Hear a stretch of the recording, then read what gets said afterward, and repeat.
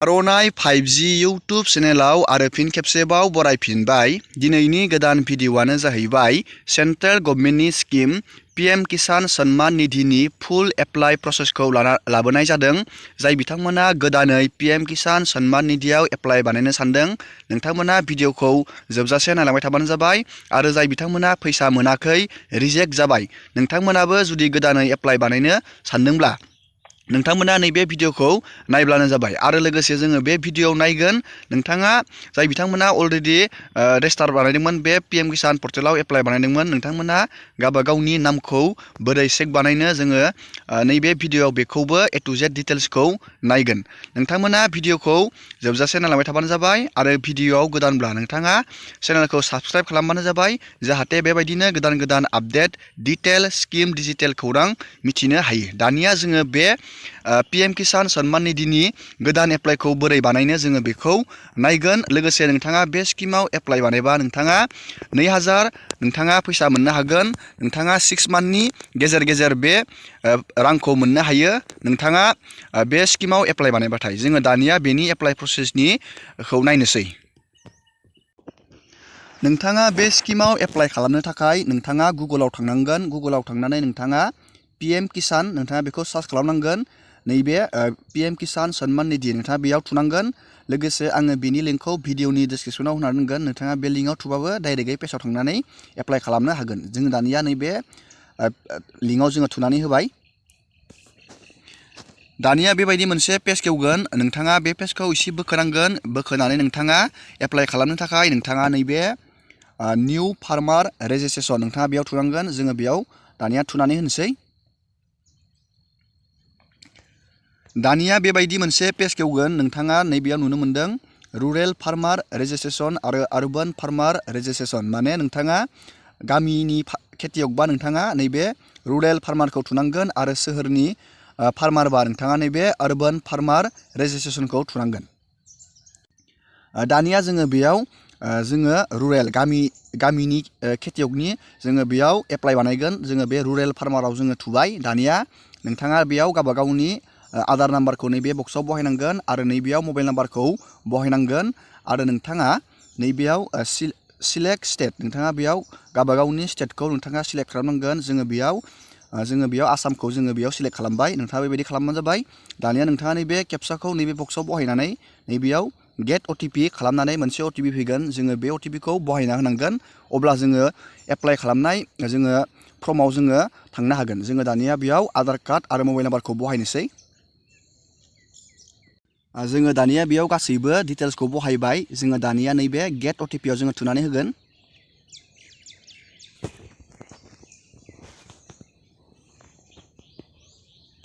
दानिया जोङो बेयाव OTPखौ बहायबाय। जोङो दानिया नैबे साबमिटआव जोङो थुनानै होबाय।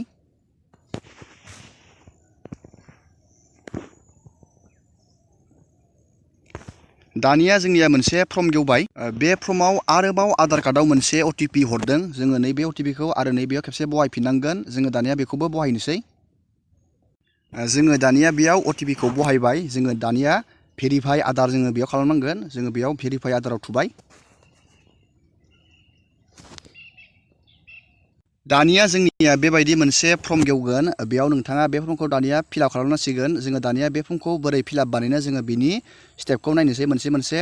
गिबियावनो नोंनि स्टेटआ बेयाव अलरेडि सिलेक्ट थागोन। नोंथाङा बेयाव नोंथांनि डिस्ट्रिक्टखौ नैबेयाव सिलेक्ट खालामनांगोन।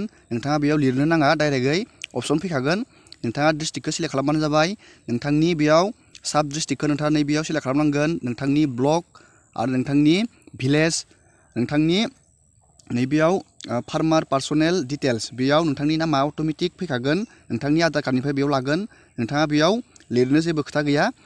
नोंथांनि बेयाव जेन्डारा फैखागोन। बेयाव नोंथांनि केटेगरि, नोंथांनि SC ST केटेगरिखौ नोंथाङा बेयाव सिलेक्ट खालामबानो जाबाय। दानिया नोंथाङा बेयाव नोंथांनि फार्मार टाइप नोंथाङा बेयाव डकुमेन्ट सिलेक्ट खालामनांगोन।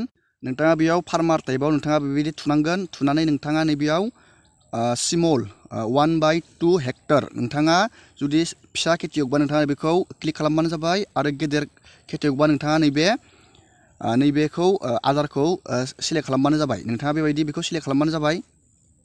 दानियाव बेबायदि डाटाया नोंथांनिया बेयाव आधार कार्डनि डाटा, नोंथांनि एड्रेस आधार कार्डनि नोंथांनि मबाइल नाम्बार बेयाव अट'मेटिक बेबायदि फैखाजोबगोन। आं बेखौ ब्लार बानायना दोनदों।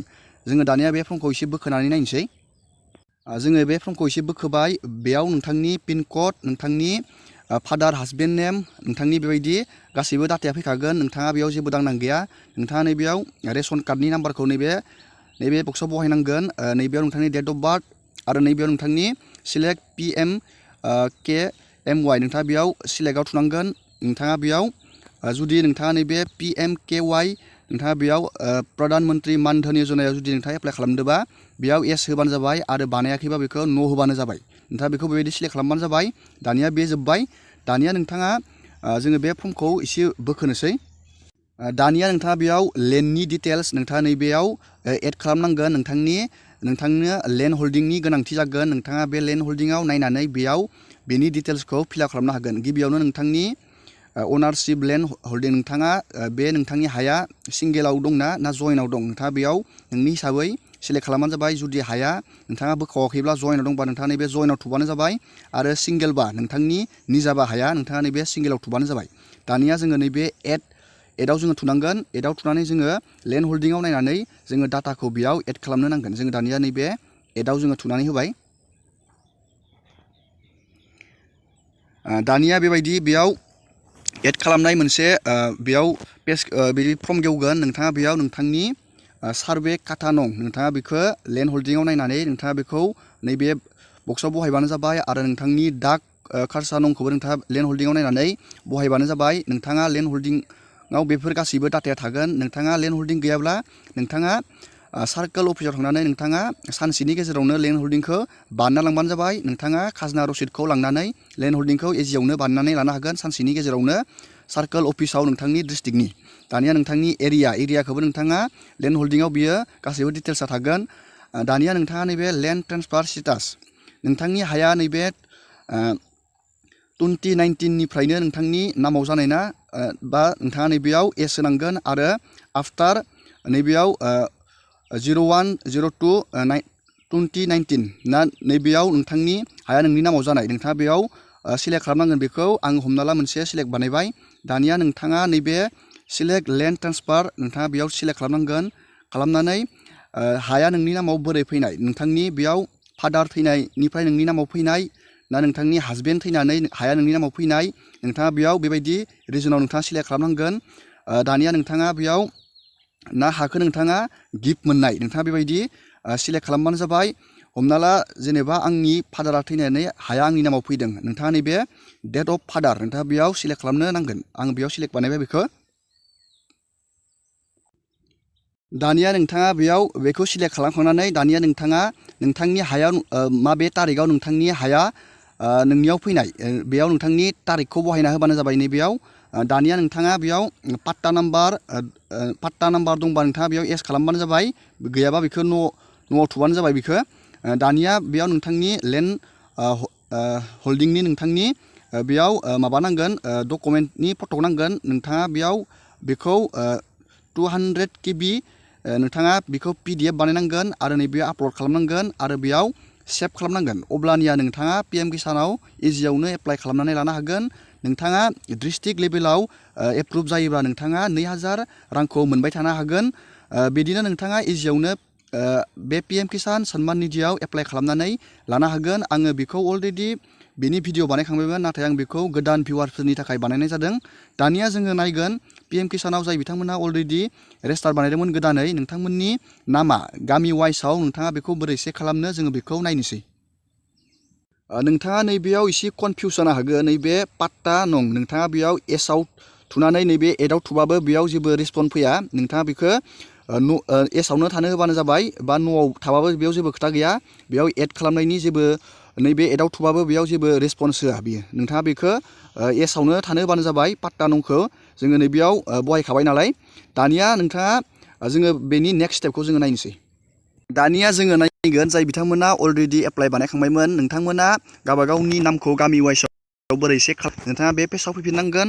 फैफिननानै नोंथाङा नैबे बेनिफिसारि लिस्टआव थुनांगोन। जोङो बे बेनिफिसारि लिस्टआव थुबाय। दानिया बेयाव नोंथांनि स्टेटखौ नोंथाङा बेयाव सिलेक्ट खालामनांगोन। जोङो बेयाव आसामखौ सिलेक्ट बानायबाय। दानिया बेयाव डिस्ट्रिक्टखौ सिलेक्ट खालामनांगोन। जोङो बेयाव मोनसे डिस्ट्रिक्टखौ सिलेक्ट बानायबाय।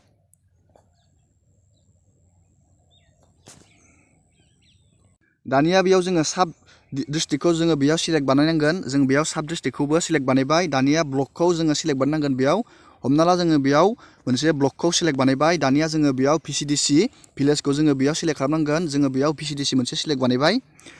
नोंथाङा बेयाव गावबा गावनि जायगानिखौ सिलेक्ट बानायबानो जाबाय। आङो जास्ट बेयाव ओरैनो डेम' देखायदों। दानिया नोंथाङा बे गेट रिपर्टआव थुनांगोन। जोङो बे गेट रिपर्टआव थुबाय। दानिया नोंथाङा बेयाव गावबा गावनि गामियाव नोंथांनि नामा दंना गैया, नोंथाङा बेबायदि गावबा गावनि लिस्टखौ चेक खालामना लाबानो जाबाय। जाय बिथांमोना गोदानै नाम बानायदोंमोन, नोंथांनि नामा नैबेयाव दंबा नोंथाङा PM किसाननि रांखौ मोननो हागोन इजियावनो। दिनैनि भिडिअखौ आङो बेखिनियावनो फोजोबबाय। नोंथांमोना भिडिअखौ मोजां मोननोबा लाइक खालामबानो जाबाय आरो चेनेलाव गोदानबा चेनेलखौ साबस्क्राइब खालामबानो जाबाय आरो लोगो मोनगोन नेक्स्ट भिडिअ।